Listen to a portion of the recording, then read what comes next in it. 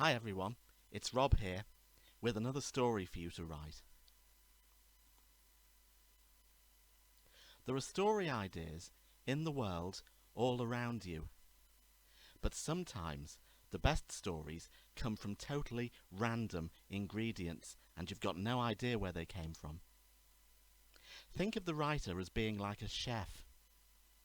New dishes come from putting ingredients together in a way that no one has ever thought of before.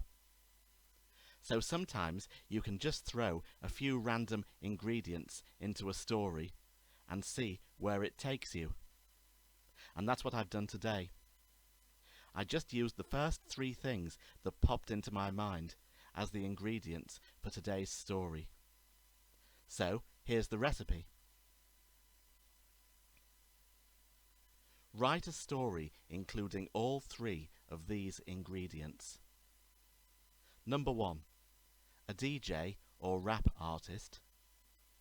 Number 2. A clock that has stopped. And number 3.